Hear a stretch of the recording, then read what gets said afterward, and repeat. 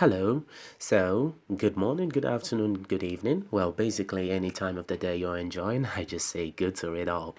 So, previously, we made a review of the Nougat updates for the Tab S2 at the 8.0 inch. Well, basically, I wish I could do the 9.0, but I'm promising that, well, over time, one day maybe after this video I could just release the 9.7 review as well, but basically they're pretty much the same. So today we have with us the Samsung Galaxy A5 2016 model, and this phone was the right direction for Samsung's mid-rangers to take the premium design of the flagship line. So it was a very big leap for Samsung, and this phone was quite a big hit. It was so amazing and it sold quite well. I remember owning this phone, I think somewhere last year, but later on I traded it in, and then I kind of bought the S7 Edge because I really wanted one since it came out, but well, couldn't afford it. But later on I was able to at least save something and then get it. So basically my primary, yeah, sorry for the pause there. So basically, my primary driver is the S7 Edge at the moment. So this A5 currently belongs to my girlfriend, and she was a very good sport to just let us kind of borrow it and then just do the review on it. And thing is, I updated the Android version for her because she's kind of I don't know how to put it. She's kind of slow when it comes to these Android stuff. She just uses the phone as a daily driver and everything. So I updated it and I said, I take this opportunity and then just we do the review together. So just as before, I'm just going to show you that this is legit the A5 2016 model. And yeah, it's running the Android 7.0 Nougat. Okay, so unfortunately, this is probably going to be the last update, the last major updates for this bad boy. This phone is just in every right direction, like the S6. It's pretty much an S6 mini, if I put it that way.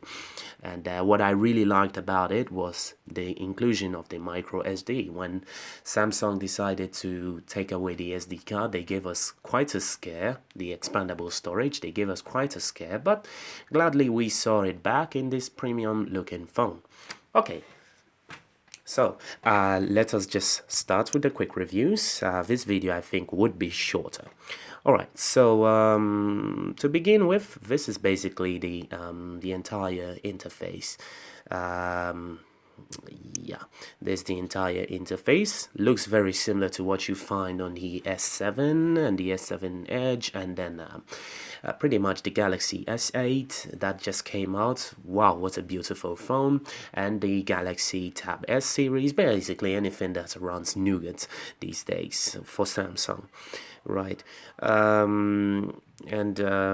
Well, this is the UI interface, very familiar. This is the weather widget app. Yeah, very refined, polished, like it. It has the new camera settings, the new camera UI we all like. Yeah, so it has the new camera UI settings and just a swipe to change. Yeah, so that's pretty much it. Yeah, okay. And then we go on, and it has this much polished and beautiful background icon, which I like. It puts it right behind it, makes it very squircle kind of looking. Oh, okay. Sorry, he should really not be here. All right. The email is refined. It's much beautiful now. Okay. Yeah, let's just look at it. Refined, pretty. And the music player, just like what you'd find on the S7, very easy on the eye. It's pretty, it's just much unique. And yes, like the same problem we find in the Samsung Galaxy Tab S2, basically anything under the mid-range area, you would see that they have taken away the clarity effect, and I do hope that Samsung brings an update to bring this clarity effect back, because without it, it kind of sucks a little bit, but well, we hope it comes back in a future update. All right. What basically wish I do really wish that this came with the always on display, but unfortunately you can't get that. It doesn't come in build, but you can go and download it from a third-party app. It's called Always On, I think. Yeah, it's quite cheap. You could buy it just under $5, or I'd say $5 or $3. I don't really remember. Okay, then there's the phone dialer, polished, refined. And then we have the Messages app, very beautiful. You can contact your settings from here, you can call from here, you can send a message from here. That's faster. You can also search, for example. Let's hope, yes, she does have my contact here. So you can just search quickly. Yeah, tap on it for details, and yeah, all that. Send messages, tap here to compose, right. Okay. Everything is changed. So this is the clock widgets, and this is the internet app, cleaner. Okay, and yes, so we've seen, well, contacts basically is pretty much the same thing here. Right. A little thing you should be careful though is when you tap here, contacts tends to crash. Yes, that's the problem. The only issue, one bug I have seen, but I really do hope they release an update to fix this little issue. Alright, and music, we've seen it, camera, we've seen it, gallery is pretty much the same as what we saw in the Tab S2. Sorry, due to a little bit of pictures. I don't know her password. Well, let's see it. Yeah, she put a password, and I don't really remember what the password was. Forgive me there, but it's basically what you'd find on the Tab S2 and the S7 UI. Okay, then we look at the video app. Video app is also refined, pretty. Okay. One little thing I am seeing is I don't understand why Samsung didn't add the cool blur effect you see on the the premium phones like the S7 and the S6 and the S8 and the Tab S, and the Note. Yeah, whenever you tap, you see this blurry effect. It's much beautiful over here, but I don't know, they decided to just take it away to remind you that, hey, it's time to change your phone, it's time to get a new one, because this phone is now kind of having its last update. Funny enough. Okay, so there's the clock widgets, and just as you'd expect, well, everything is changed. And this is the world clock, and yeah, what you find on the flagship phones, you'd find here the same experience, stopwatch and the timer and everything. This is the new calendar app, very refined, it's beautiful. Voice recorder, very new. Then we go to my files, it's really new as well. Okay, the secure folder here. Alright, we'll install that later. Then there's the calculator, very good. Then there is the new Galaxy apps, everything has changed. It looks very pretty. Okay, and then we have the all-new Samsung Health app, which my girlfriend likes to use a lot for her workout. It's her favorite, actually. Then surprisingly enough, I completely forgot that we have the radio app. Too bad it didn't come with the S7, but well, not much people listen to the radio anyways. You can just type in the comment section to just prove me wrong, but everyone does listen to the MP3 players these days. Spotify, Google Play Music, yeah, that's basically it. But I do know some people still listen to radios. I also do sometimes listen to it, but I prefer listening to my own class of music, my collection the most. Alright, and We have the memo app, okay, nothing new. And then we have the S voice, kind of useful. Yeah, the settings, I showed you everything about the settings. Everything is new. Let's show you what's in the settings. So everything has now been, you know, chiseled out. Everything is now more arranged. You can also search for what you're looking for here, maybe clouding accounts, or you want to do a data factory reset. It's gonna search for it for you. Okay, so just tap it, it sends you there. Then there is the sound and controls, everything here. You want to regulate your sound. And then there is the notification, what you can allow to notify and what you don't want to notify, extra, you know, mumbo jumbo stuff. Okay. Then there is the display. You can do the auto brightness. You can choose your mode. Okay, also one more thing I am seeing is that this update for the A5, I think it's running kind of a little newer version of TouchWiz as compared to the S7, because the S7 still has that old AMOLED look, you know, that old picture look of the glass and the jars, but this one has changed. It looks like the S8. I don't know why they don't give these little tweaks to the S7, but I really do hope that as time goes on they're going to give the patch for it. And just as we see here too, the grid, it looks much different. You see how the icons are like the S8, but the S7 comes with one sort of table form. It's kind of weird some way. Okay, and we have the screen zoom, and surprisingly enough there is no resolution. Okay, and yeah, here you can adjust your icon with frames, your screen timeout, the screensaver. Okay, you can go to your themes here. It's the new version of the theme store, so you can just you know, keep it polished just for extra customization, right? Okay. And yeah, we have the device maintenance section. It's really beautiful, a good way to really get a hand of your device, to keep it fast and keep it going. All right, yeah, so it's kind of like that too. All right, and oh, I forgot, there is the advanced features for extra customization, how you want your phone to work, your preference.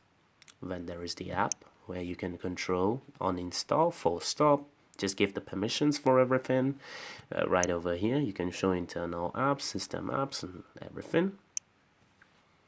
Okay, and then there is the cloud and account settings, control everything there.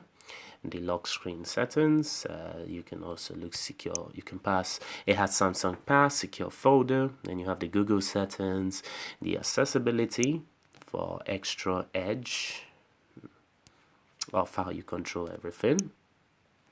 Then there's the general settings, general management for date and time.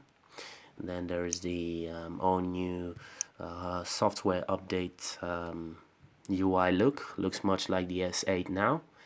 I like it. Oh dear me, I didn't know, I forgot completely. It's checking for updates now. I don't think it would do it. Oh, okay, it works. Okay. Surprisingly, on the S7, it doesn't allow you to search for updates if you're running on the 3G network. It works only with Wi-Fi or a constant connection. And there's the user manual, and there is the about phone, right? And you have everything here. Yeah. Okay, so that's pretty much it. You can search for whatever you want. And surprisingly, I have noticed that she likes to, whenever she's searching for something, she likes to just type whatever she's looking for. So for example, she's looking for Mario Run. She likes to use this search bar very much. This was the search bar was what she actually liked about the whole UI. Okay, so there is the smart switch, the Samsung Teams, then there's the sound camp, then other apps which she uses. And as you can see, the folder has been, you know, unique. And It's really kind of weird how Samsung is really making these updates.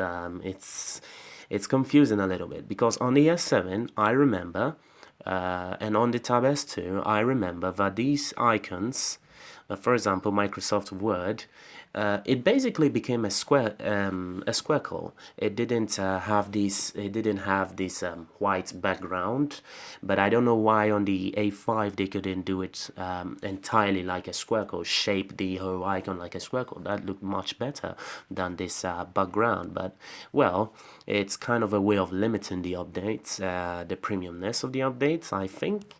Well, that's the most disappointing feature here, that there is no blur effect. For some people, it's actually gonna be a deal breaker, but for some people, it's actually something you can live with. You see, all it does is just becomes black, and that is pretty much it. It's kind of weird why this happens. Yeah, so the torchlight, as you can see on the S7, it looks kind of different, but this looks newer. That I do not understand why, but well, sooner or later it's gonna get patched. Everything is gonna look really unique. And then there is the always on display, which I installed. Remember, it doesn't come pre-installed with the Nougat. It's a third-party app you can find and on Google. Hold on, I think I remember the app name. Yeah, it's called Always On AMOLED. You can go and download it and try it out. It's a very awesome app. All right, and last but not least, we look at the multitasking. Yeah, it's really refined. It's beautiful. It doesn't lag so much because I'm using the screen recorder. I think you would see a little bit of lag, but truth be told, it doesn't lag as much as Marshmallow did when it was, working like this. I remember on Marshmallow and Lollipop, it suffered from heavy lag, but this now, the way they have captured the frame rate to 60 FPS, it's quite bearable. It's really nice to look at. All right, and yeah, also you can now tap the recents once, tap again, then tap again for the next team, for the Samsung team to for the next app behind it to follow. Also, you can do multitasking. Tap and hold there. Okay, I think I have to turn that feature on. Yeah, this is quite a brand new phone she bought. She bought it, I think, just I think 2 weeks ago. So the advanced features, and let's just turn it on, and then yeah, multi-window. Yeah, just as I thought, it wasn't on. So yeah, so let's tap and hold. Okay, there, now it works. So just as Samsung promised, you can use 2 apps at a time, and then yeah, basically get yourself immersed in some heavy work. Right, and also it does have this cool feature where you press the home button. It doesn't close, but it minimizes. So anytime you're just ready, you tap, and then it opens, and that's very efficient. But if you want all closed, yeah, even if you press the back button, it minimizes again. So yeah, that's pretty much it there. Alright, so all you want to do is close it, just tap it, and then it closes, and that's, yeah, pretty much it. Right, so aside that, the A5 2016's update is really unique. I like that. And before I also forget, there is the secret, the Easter egg cat game where you catch your cats. I have got a lot of cats. You can tell me in the comment section how many you have caught. Yeah, and also you can remember, you can change the grid. 5x3, 4x3, 3x3, but I prefer 4x3 for these kinds of phones. And we have the button order, yeah, where you can actually drag, add here, and then remove if you don't need it. Yeah, well, that's pretty much it. And also, oh there, come here, little guy. And also remember, you can also remove the screen brightness from the top there, or you can just add it. you can just, oh, show me. Okay. All right, and then we bring this down, and then screen brightness on the top, and you can adjust auto brightness from here and there, faster. All right, so that is pretty much it. Oh, and I also forget, Google Now pretty works very well now. Google OK, Google Now. Well, I just have to do these setups and everything. So that's pretty much it for the Nougat update, the Nougat review for the A5 2016. Please let me please let me know if you'd like me to do the update review for the S7 Edge. Well, so far, just review what I think of the battery life of the S7 Edge, how the gaming is. Basically, just let me know in the comment section if you want me to just give you a after Nougat update and after some security patches, how it works and everything, and I'll do that. And yeah, before I go, I would like to talk about the battery life. Battery life is really great on the A5. You can go like one full day without worrying about charging, without worrying about charging your phone. Sorry, I'm kind of stuttering here a little bit. Right, yeah, without worrying about charging your phone at all. You can just go one full day for a moderate use. And I have noticed that the gaming performance has improved quite a little bit. That's quite okay with me. That's good. So yeah, it's actually worth the upgrade. It's worth the upgrade because it's smoother, it's nicer, and it's more refined. Right, so that ends our update video, and have a great time and enjoy yourself and take care of yourselves, everyone. Okay, so till then, till the next video, goodbye.